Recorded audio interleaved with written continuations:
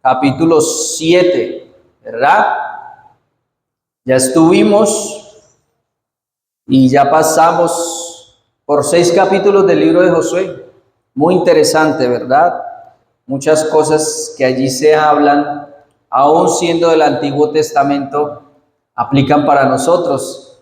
Y uno se da, hay cosas que del Antiguo Testamento nos separan, ¿verdad? Claro, la cultura, las formas en que vestían, sus costumbres eran distintas, pero hay cosas que nos acercan al Antiguo Testamento y nos acerca es Dios, la comunión con Dios, la grandeza de Dios, su misericordia, su gracia.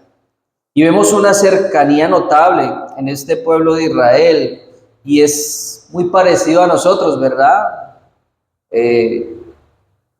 Podemos ver la fidelidad de Dios y somos fieles porque Él es fiel, porque Él nos hace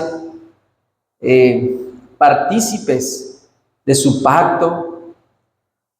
Pero también vemos algo para nuestro pesar, ¿verdad? Que también somos pecadores y cometemos pecados y necesitamos de la gracia de Dios. No hay otra forma. Y el capítulo 7 nos habla de algo un poco triste. Venimos de un capítulo 6 donde hay triunfo, ¿cierto?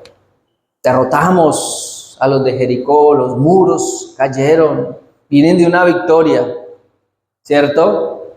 Vienen de una victoria. Pero al introducirnos en Josué 7, pasamos abruptamente de la victoria a la derrota. Abruptamente es como algo brusco, ¿verdad? Algo brusco, un cambio brusco. Como cuando usted, no sé si a ustedes les ha pasado y van a una oficina y hay un aire acondicionado y está frío y de pronto usted sale del calor de mi tío, sintió un cambio abrupto, un cambio brusco, ¿cierto? Es decir, pasó de un frío cómodo, gélido, a un calor agobiante e insoportable. Sí, es un cambio. Ese fue más o menos el cambio que ellos sufrieron. Pasaron de las delicias de haber derrotado a un pueblo y pasaron de nuevo a la derrota. Es difícil, ¿cierto? Es un contraste de la euforia de la victoria, es decir, ellos están muy alegres, ¿cierto? De la alegría de haber ganado una batalla en Jericó. Pasaron al valle sombrío del juicio de Jai. Una derrota por la desobediencia y el pecado. Y si ustedes han leído y leímos en parte el capítulo 7 de Josué, no es más que la historia de la depravación del hombre. El hombre siempre quiere hacer lo malo. El hombre siempre quiere autoexaltarse. El hombre quiere desobedecer a Dios. Donde hay una regla, el hombre quiere romper esa regla. Y empieza diciendo el capítulo 7 prácticamente el resumen de todo lo que pasó. Fíjense lo que dice el capítulo 7. Pero los hijos de Israel cometieron una prevaricación en cuanto al anatema, por cuanto que Acán, hijo de Cami, hijo de Sabdi, hijo de Sera, de la tribu de Judá, tomó del anatema y la ira de Jehová se encendió contra los hijos de Israel. No solo contra él, contra los hijos de Israel. Como el pecado de uno alcanzó a otros. Eso nos suena familiar, ¿cierto? Fíjense, prevaricación. ¿Y qué es esa palabrita prevaricación que está en la Reina Valera del 60? La encontramos en otras versiones como infidelidad. ¿Sí? Prevaricar en contra de Dios es sabiendo que está el mandamiento. Por ejemplo, leímos los mandamientos. Acuérdate del día de reposo para santificarlo, o no tomarás el nombre de Jehová tu Dios en vano, o no matarás. Es decir, nosotros sabemos los mandamientos, y nosotros como creyentes más, mire que hasta los practicamos. A unas sabiendas de que Dios me dice que no haga algo, yo lo hago. Y sabiendo que está mal, yo lo hago. Eso es prevaricar, es decir, ser infiel. Es decir, transgredir la ley de Dios sabiendo que la estoy transgrediendo. Y nosotros lo sabemos claramente. Nosotros como creyentes tenemos más responsabilidad porque conocemos la palabra de Dios y sabemos cuando estamos pecando. El incrédulo tiene una sombra. El incrédulo sabe que es malo matar, sabe que es malo mentir. Sí, y aún así lo hace, ¿verdad? Eso no le resta responsabilidad, también tiene responsabilidad delante de Dios, pero nosotros más, porque conocemos mejor la ley, conocemos los mandamientos de Dios. Entonces, prevaricar es, a unas sabiendas de la ley de Dios, conociendo la ley de Dios, yo rompo la ley de Dios y sé que la estoy rompiendo. Y eso fue lo que hizo Acán. Dios les había dicho tal cual como allí en Jericó, no tomen nada del anatema, eso va a ir consagrado, ¿sí? Porque le pertenecía a Dios, le pertenecía a Dios, el pueblo, todo. Esos tesoros debían ir al arca. Y lo mismo pasaría con Jai, todo debía ir allí. Pero ¿qué pasó con Acán? Acán tomó algo, ¿cierto? Dice el verso 21, estoy haciendo un resumen de introducción. El verso 21 dice, ¿qué es lo que dice Acán? Vio entre los despojos un manto babilónico muy bueno, es decir, vio una manta muy bonita. Esto es caro. Yo creo que él diría, esto más adelante lo puedo vender y me puedo hacer una plática acá, ¿cierto? Y él sabía que no lo podía tomar, pero lo hizo. ¿Y qué vio también? Dice, 200 ciclos de plata. Uy, eso también me serviría más adelante para hacerme mi casita allá en la tierra prometida. Con eso le alcanzo a echar la plancha, el piso. De pronto le digo a Mauri que me ayude con las columnas porque él sabe. Un lingote de oro de peso de 50 ciclos. Es decir, vestido, plata, oro. Y fue codicioso porque lo agarró, ¿cierto? Mire, con qué facilidad cambió el mandamiento de Dios por su avaricia. Y eso somos nosotros. A veces cambiamos la gloria de Dios por cosas que no valen la pena. No valen la pena ni nombrarlas. Entonces, el resumen es ese. Acán tomó de lo que no debía tomar. La ira de Dios se encendió, ¿cierto? Y Acán fue castigado junto con su familia por esto, por haber tomado eso que Dios le dijo que no tomara. La justicia de Dios fue aplacada porque hubo castigo por el pecado. Hermano, amigo que nos escucha, el pecado siempre será castigado, siempre. El hecho de que yo no sea castigado no quiere decir que el pecado quede sin castigo. Mi pecado lo pagó Cristo en la cruz. Y en la cruz se manifiesta el amor de Dios, pero el hecho de que se manifieste el amor de Dios no quiere decir de que el pecado quede sin castigo, no quiere decir de que Dios pase por alto el pecado. Dios no es que, voy a hacer de cuenta que hermano hizo esto, voy a hacer de cuenta que Leví no hizo esto, voy a hacer de cuenta que Amaury no hizo esto. No, lo pagó Cristo, nuestros pecados los pagó Cristo. Él los pagó con su muerte, con la sustitución nuestra, con la imputación de nuestros pecados hacia Él. Él los pagó. Pero con uno que no ha creído no es así. Él tendrá que pagar por sus pecados en el infierno o con su muerte aquí en la tierra. Así como Acán pagó y cargó con sus propios pecados. Gracias a Dios por Cristo, gracias a Dios por su gracia. Fíjense, esa es la historia, ese es el croquis, digámoslo así, esa es como la radiografía de Josué capítulo 7. La desobediencia es castigada y es pagada por un hombre. Nuestra desobediencia, mis hermanos, también es castigada, pero no es pagada por nosotros mismos. Miren la grandeza del Evangelio.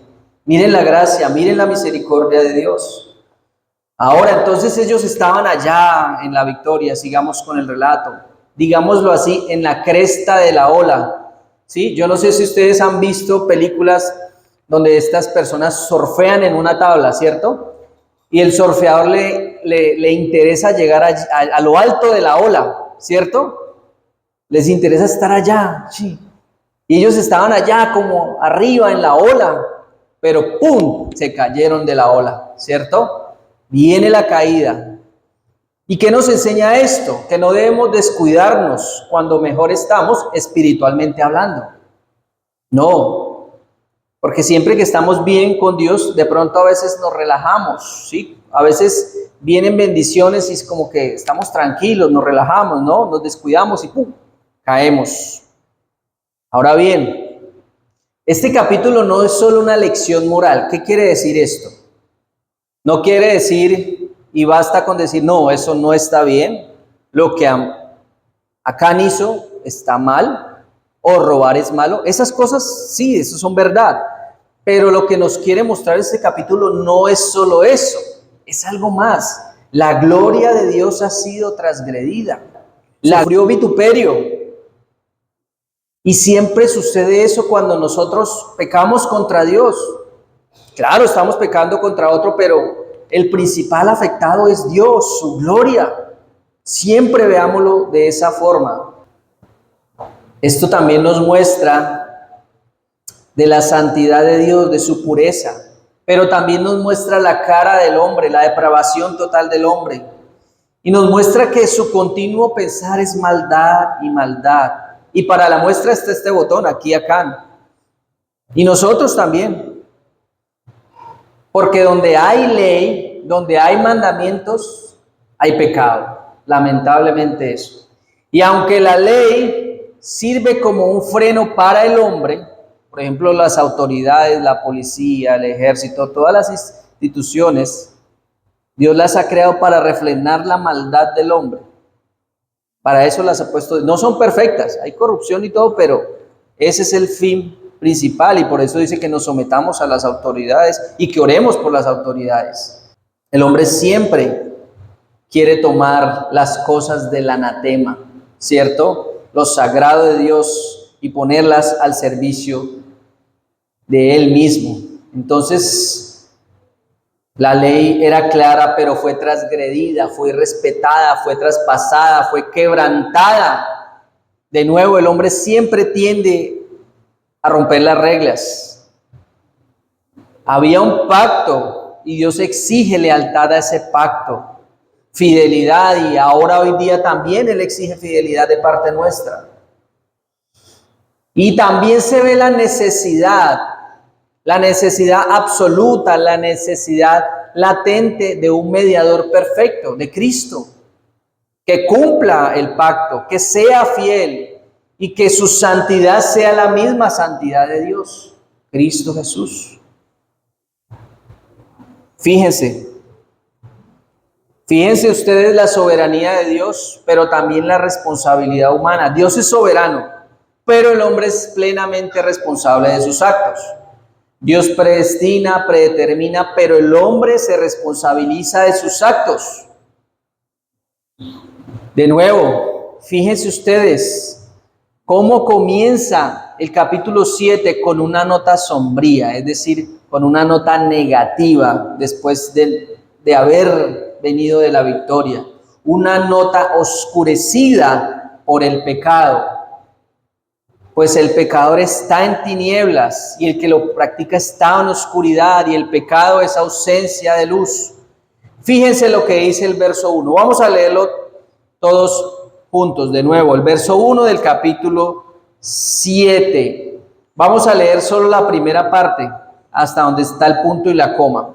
A la voz de 3. 1, 2 y 3. Pero los hijos de Israel cometieron una prevaricación en cuanto al anatema. Anatema, algo que estaba dedicado a la destrucción, ¿verdad? Maldición. Los hijos de Israel cometieron una transgresión, fueron infieles al Señor, que los había sacado de la esclavitud del pecado. El Señor que les había puesto una nube, una columna de fuego, una columna de humo. El Señor que los había sustentado en medio de la austeridad, es decir, en medio de donde no había nada. Les había dado el maná del cielo, les había dado carne, les había dado agua en el desierto, les había dado bendiciones, había detenido el Jordán, les había dado la victoria allí en Jericó. Ellos fueron infieles a ese Dios. Ese Dios que a veces nos da tantas cosas, hermanos, y a veces por algo malo que nos ocurre, de una vez renegamos contra Él. No, Señor, es que mira, eres injusto. No, Señor, es que mira lo que me está pasando. Pero usted no hace memoria y cuenta las bendiciones que Dios le ha dado. Bendiciones, ¿cuántas tienes ya? Como decía el himno, ¿verdad? Y claro, sabemos que esto que les ocurría era por culpa de ellos, pero a veces nos ocurren las cosas por culpa nuestra y renegamos que por qué nos están pasando las cosas. Debemos aprender a acarrear con nuestro pecado, con nuestra culpa. Fíjense ustedes, dice, los hijos de Israel cometieron una transgresión, cometieron pecado, fueron infieles. No dice Acán, dice los hijos de Israel. El pecado de uno, culpa de todos. Miren, aquí vemos la solidaridad federal, algo parecido a lo que sucedió con Adán, y vamos a verlo más adelante. Aunque solo Acán robó del anatema, solo él fue. El texto dice, Israel pecó, todo el pueblo pecó. Como les decía, esto me resuena o esto resuena o es como un recordatorio de nuestra identidad en Adán, del viejo hombre. ¿Cuál era la identidad del viejo hombre? Así como el pecado de un hombre afectó toda la raza humana, porque todos nacimos destituidos de la gloria de Dios, muertos en nuestros delitos y pecados, el pecado de un israelita afectó a toda una nación bajo el pacto. Vamos a Romanos 5:12, un verso muy conocido por todos ustedes, pero muy importante, el cual nos habla de nuestra depravación, el cual nos habla de lo que somos y cómo nacemos. Como dice David en el Salmo 51, si mal no me equivoco, en maldad fui concebido. Como dice en Primera de Reyes 8:36, si mal no me acuerdo, decía Salomón, porque no hay un hombre que no peque. Miren, es claro. Este verso es muy claro. Fíjense, por tanto, tal como el pecado entró en el mundo por un hombre, y ustedes saben quién es ese hombre, ¿verdad? Adán. Por el pecado de Adán, por la desobediencia de Adán, entró el pecado al mundo. Y fíjense en la rebelión de Adán y Eva. Pueden comer de, digámoslo así, todos los árboles que hay acá, 100 árboles. De los 99 pueden comer, pero solo de uno no pueden comer. Y solo de ese uno que le decía Dios o que le dijo Dios que no podían comer, de ese árbol comieron. Prevaricaron, fueron infieles de la misma manera que Acán. Por misericordia, Dios no los erradicó, pero sí sufrieron las consecuencias del pecado y nosotros sufrimos las consecuencias del pecado. Por misericordia, por gracia, pero Acán recibió justicia. Entonces, por tanto, tal como el pecado entró en el mundo por un hombre, Adán, ¿verdad? Y la muerte por el pecado, porque la consecuencia del pecado de Adán y Eva fue la muerte, la cual pasó a todos. Dice, así también la muerte se extendió a todos los hombres, porque todos pecaron. Pero luego solo Adán y Eva no fueron los que pecaron, no, todos pecaron. Todos pecaron, estamos destituidos de la gloria de Dios. Hermanos, esta historia triste, porque el pecado trae tristeza, alejamiento, una brecha entre Dios y el hombre. Esta es la triste historia que viene desde Génesis. Miren, se los acabo de decir y recordar. Esta historia desde Génesis pasa por Josué, que lo estamos viendo, y hoy día sigue desarrollándose. El pecado de Adán nos ha alcanzado y la corrupción del hombre sigue ahí, sigue latente, sigue en nosotros. La corrupción del hombre prevarica en contra de los mandamientos de Dios. Somos infieles a los mandamientos de Dios. El hombre, a unas sabiendas de conocer la ley de Dios, va en contra de ella. Y si usted no es creyente, no puede cumplirla. Y aún siendo creyente no la podemos cumplir toda. tratamos de cumplirla. Y aún a sabiendas de que cumplirla no me lleva al cielo, no. Tratamos de cumplirla en honor y agradecimiento a un Dios que sí nos puede llevar al cielo por su mérito. Entonces, viéndolo en el sentido bíblico y teológico, no se trata solo de que Acán cometió un error, no. Se trata más bien de actuar deliberadamente, sí, en contra de Dios.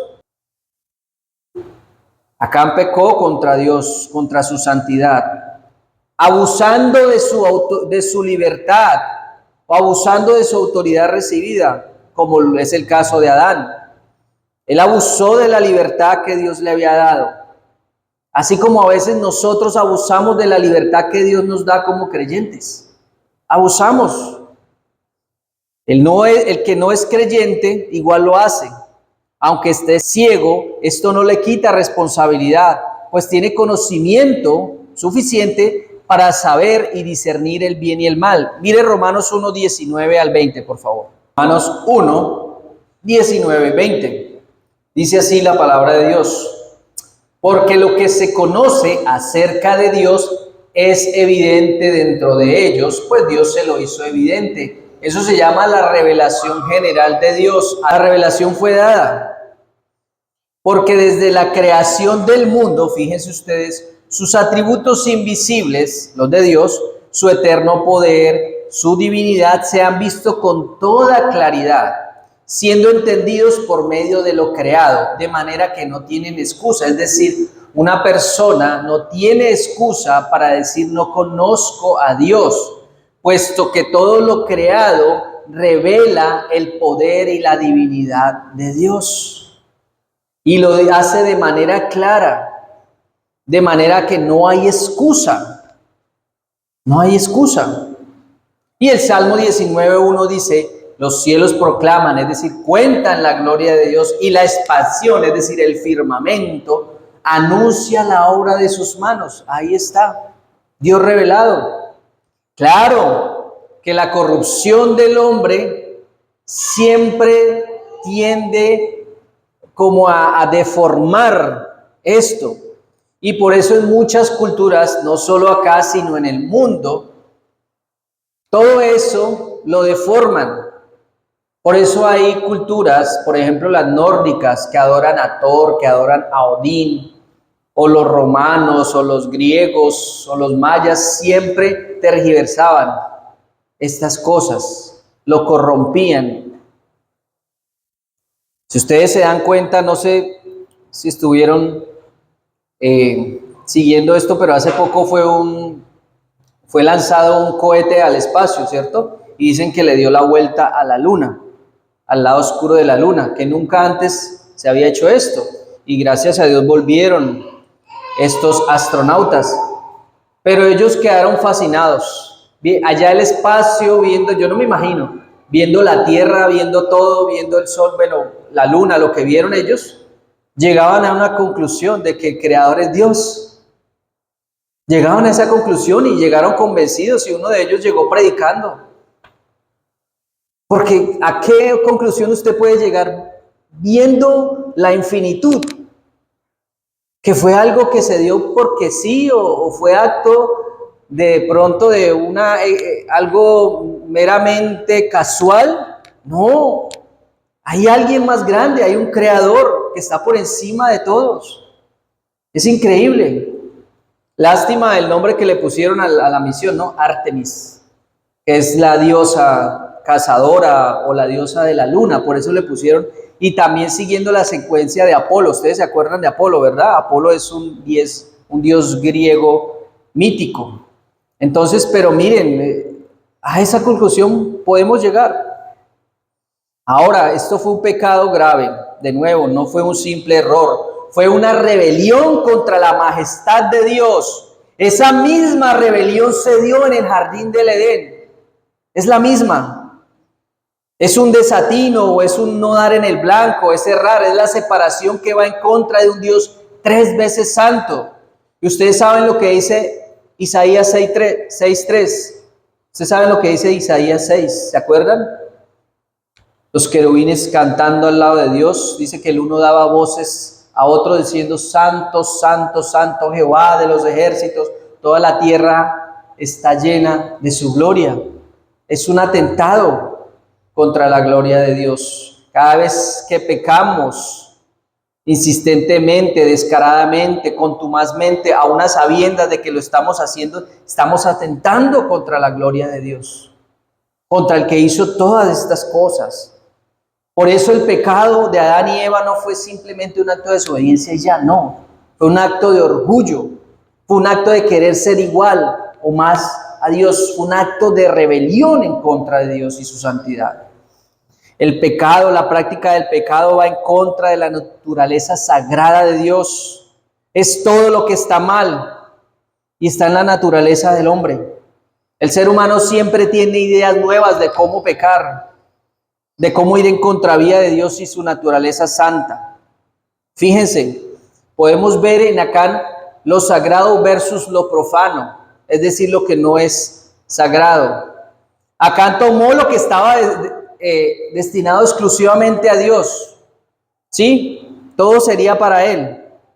Cuando toma esto, al hacerlo, intentó enriquecerse a costa de la gloria divina de Dios.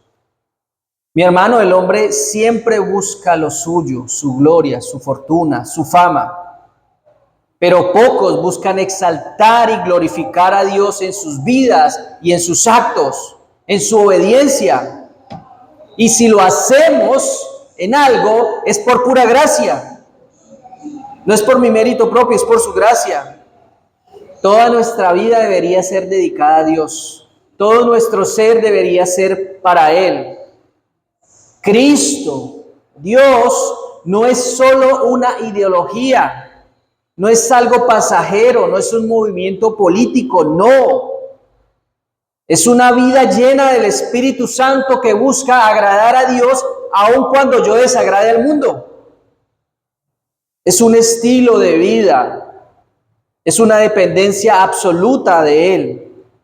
Miren lo que dice Gálatas 2:20, y no lo busquen porque ustedes lo conocen. Con Cristo estoy juntamente crucificado y ya no vivo yo, mas vive Cristo en mí. Y lo que ahora vivo en la carne, lo vivo en la fe del Hijo de Dios, el cual me amó y se entregó a sí mismo por mí. Él nos amó tanto que se entregó en la cruz para ser asesinado. Aún hoy en día, hay cristianos que cambian lo sagrado por una pieza de vestir o por unas cuantas monedas. Pero la gloria de Dios no es pasajera, no es efímera, no es algo que se esfume, no es algo con lo que yo pueda negociar o alguien con quien pueda negociar. La gloria o su gloria es para toda la eternidad. Su compañía será lo que al final a mí me quede. Todo por lo cual yo trabajo, todo por lo cual yo me esfuerzo día tras día se va a acabar. El dinero se acabará, la ropa se acabará, el vestir se acabará. Pero Cristo, su palabra, quedará siempre. Todo lo demás será destruido y un capítulo, el cual yo siempre voy, es Mateo 6:33, si ustedes lo conocen. Mas buscad primeramente el reino de Dios y su justicia, y las demás cosas os serán añadidas. Y esto es para pensar. Vamos tras aquellas cosas que Cristo ya dijo que me serían añadidas, porque Él está diciendo: preocúpese por buscar el reino de Dios y su justicia. Viva para eso, que sus esfuerzos, que su tiempo vaya encaminado hacia su gloria, hacia su reino, hacia su Dios. Porque dice Filipenses 4:19 que Él suplirá todo lo que os falte, conforme a sus riquezas en gloria en Cristo Jesús. Él suplirá lo demás. Él suplirá lo demás. No cambiemos el reino eterno, el reino inconmovible, poderoso, sin comparación de Dios. No lo cambiemos por las miserias de este mundo. No cambie la mesa que Dios tiene aderezada delante de usted y sus angustiadores por las migajas que pueda ofrecerle este mundo. Fíjense, ¿Qué dice el tercer mandamiento? Vamos a poner como ejemplo un mandamiento. El tercer mandamiento habla del día del Señor, ¿cierto? Acuérdate del día de reposo para santificar, los 6 días harás toda tu obra, mas el séptimo día de reposo para Jehová, tu Dios. Y al finalizar, dice, porque Jehová bendijo el día de reposo y lo santificó. ¿Ustedes pueden ver algo sagrado en el día de reposo o no pueden ver algo sagrado? Yo sí, es sagrado, es santo, es apartado, le pertenece a Él. Y Él lo bendijo. Lo bendijo. Pero a veces cambiamos ese día que Él ha consagrado y santificado para Él, lo cambiamos por cualquier cosa, por cualquier bicoca, por cualquier bagatela, por cualquier que va y que no vale la pena. Lo cambiamos por cualquier baratija. Algo así como lo que hizo Acán. Lo cambió por una prenda de vestir, por una pieza de plata y por una pieza de oro. A Cristo lo cambiaron por 30 monedas de plata. ¿Por qué cambiamos a Dios? ¿Por qué cambiamos el día del Señor? Porque es que su gloria no se compara con nada. Comparar la gloria de Dios, poner algo al lado de la gloria de Dios, perdónenme la expresión, es compararlo con basura. Es decir, no se puede comparar. Lo dijo Pablo. Dice, lo que ahora vivo yo, lo que ahora sé, por lo que ahora vivo, no se compara con lo demás. Dice que lo demás, lo que él había vivido, lo tenía por estiércol, por basura. No se comparaba con nada y de esa manera vivimos y debemos vivir nosotros. Es decir, prevaricamos contra Dios, es decir, a sabiendas de conocer que el día del Señor es sagrado, lo transgredimos, cambiamos la gloria del Señor, cambiamos sus mandamientos, eso es prevaricar. Ahora bien, la derrota o lo que les pasó a ellos en Jai, porque fueron derrotados, demuestra que Dios no puede tolerar el pecado. Su presencia, que es bendición para nosotros, para los que lo obedecen, es un alivio para nosotros, no es una carga. No, es un alivio. Pero también puede convertirse en fuego consumidor para los que transgreden su ley, para los que son contumaces, para los que siempre buscan llevarle la contraria. Puede ser piedra de tropiezo para el que practica el pecado. Y fíjense ustedes cómo el pueblo desconfió de Dios. Y tuvieron confianza en ellos mismos, porque tras la caída de los muros de Jericó, Israel cayó en la tentación del triunfalismo, es decir, nosotros podemos. Es un poco el orgullo de creernos más, pues hemos ganado, estamos en el disfrute de las bendiciones de Dios, que Dios nos ha concedido. Josué y el pueblo confiaron con un poco de orgullo, otra vez, y enviaron un contingente pequeño, apenas de 3,000 hombres, ¿cierto?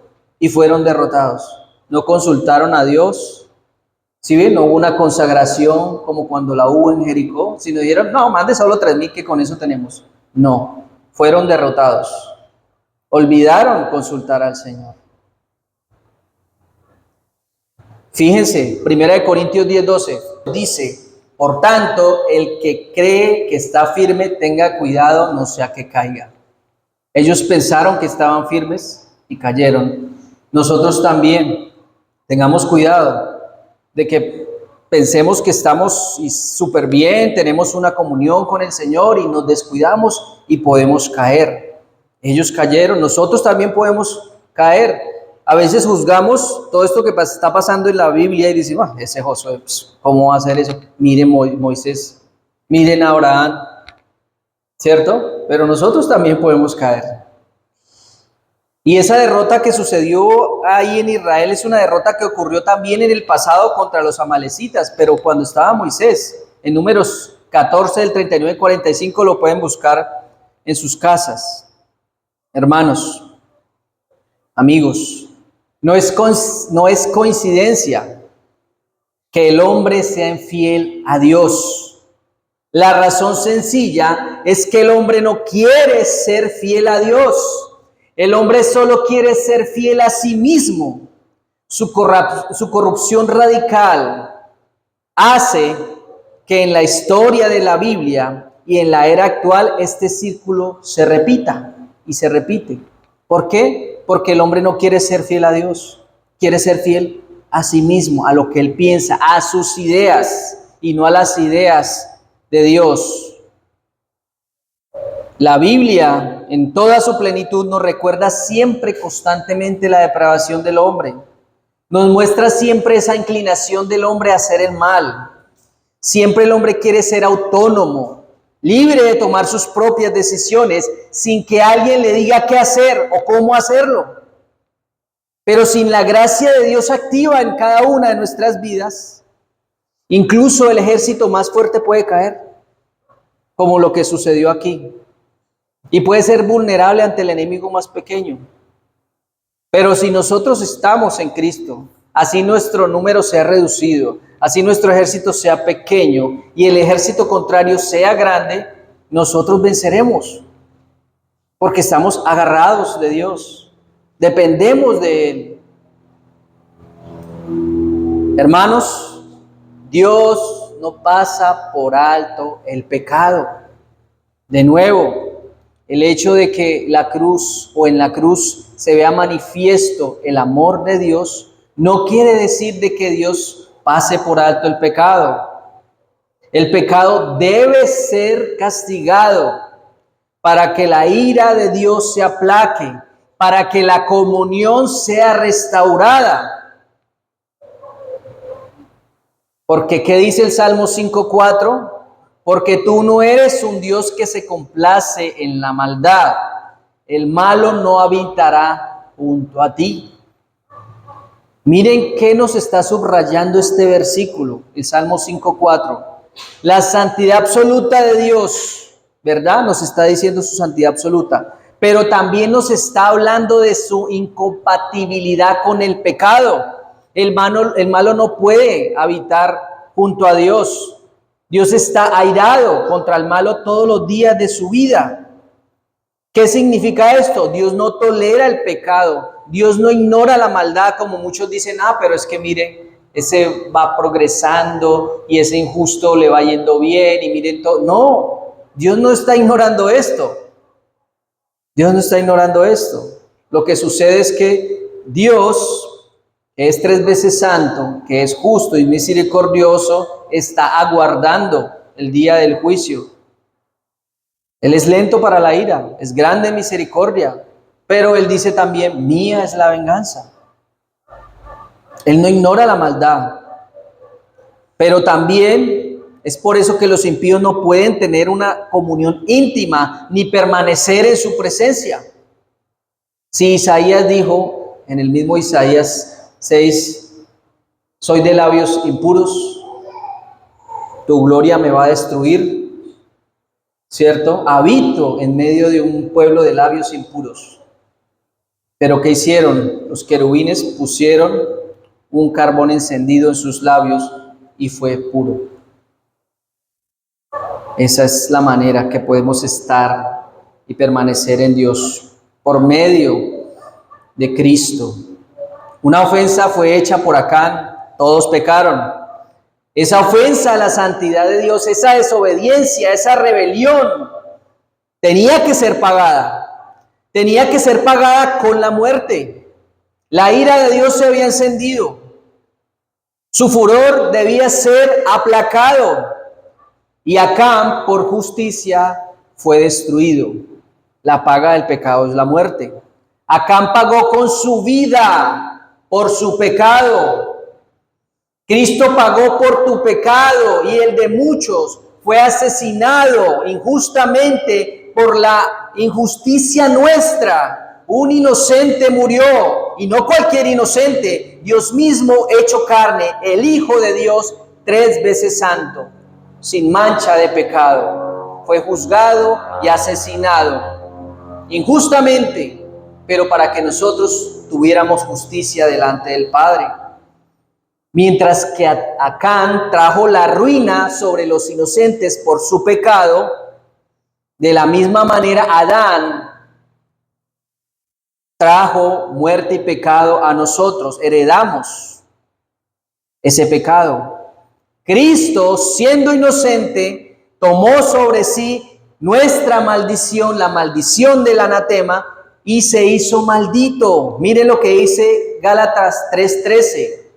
Gálatas 3:13 dice: Cristo nos rescató de la maldición de la ley al hacerse ¿qué? Maldición por nosotros. Pues está escrito: maldito todo el que es colgado de un madero. Fue colgado de un madero, se hizo maldito por nosotros, para traernos la victoria, para traernos al Padre, para que nuestra relación fuera restituida. Y por eso el pecado tenía que ser castigado. Dios no es que haya pasado por alto el pecado. No es que su pecado no haya sido tenido en cuenta. No, Cristo lo pagó. Cristo sufrió por el pecado. Cristo fue muerto por su pecado. Cristo nos redimió de la maldición de la ley. La palabra redimió se usaba con frecuencia para hablar de la compra de la libertad de un esclavo. Y nosotros fuimos comprados con su sangre y ahora somos libres. Pero no para que utilicemos esa libertad haciendo lo que mejor nos plazca, sino para que nos sujetemos y lo obedezcamos. La muerte de Cristo, debido a que fue una muerte de sustitución por el pecado, satisfizo la justicia de Dios y agotó su ira hacia sus elegidos, aplacó la ira del Padre por su muerte, de tal forma que Cristo fue el comprador literal de nosotros, de los creyentes, para librarnos de la esclavitud del pecado y la sentencia que era en contra nuestra. Él soportó la ira de Dios por los pecados de los creyentes allí en la cruz. Puso sobre sus hombros la maldición pronunciada sobre aquellos que transgredían la ley, porque escrito está: maldito, ¿verdad?, el que se ha colgado de un madero. Pero gracias a Dios por Cristo, que llevó esa maldición. Acán, al final, fue apedreado justamente. Cristo fue crucificado injustamente, para que nosotros tuviéramos salvación por su gracia, por su misericordia, por su amor. Ahora viene la pregunta, ¿verdad? ¿Quieres pagar como Acán por tu pecado? ¿Quieres llevar a cuesta tu pecado, como Acán lo hizo? ¿O quieres rendirte a los pies de Cristo arrepintiéndote y que Cristo pague por ti? Vamos a Oseas 2:15. Oseas 2:15. Porque allí, en el valle de Acor, fue apedreado Acán. Allí, en el valle de Acón, fue pagado el pecado. Allí, Acán pagó por su pecado. Oseas 2:15 dice: le daré sus viñas desde allí y el valle de Acor por puerta de esperanza. Y allí cantará como en los días de su juventud, como el día en que subió de la tierra de Egipto. Fíjense cómo el valle de Acor se convierte en una profecía posterior. Allí fue llamado el valle de desgracia, pero ahora en la profecía dice que será convertido en puerta de esperanza. Esa cruz que significa maldición, esa cruz que significaba algo maldito, algo malo, Cristo la convirtió en algo bueno, porque por su sacrificio nosotros somos salvos. Y siempre llego a la misma conclusión: cómo ese día tan infame, cómo ese día donde se ejecutó al más inocente de los inocentes, cómo algo malo Cristo lo puede convertir también en el día más glorioso de nuestra existencia, dándonos salvación y dándonos vida eterna. ¿Cómo lo convierte? Y el Valle de Acor es puesto como un ejemplo de cómo Dios puede transformar algo donde hubo transgresión en algo lleno de esperanza. Por eso Cristo es nuestra puerta de esperanza. En Él tenemos convicción, en Él tenemos todo. Él es la puerta de esperanza. Ya no es valle de tribulación o el valle de la desgracia. Ahora Cristo lo convierte en la puerta de esperanza.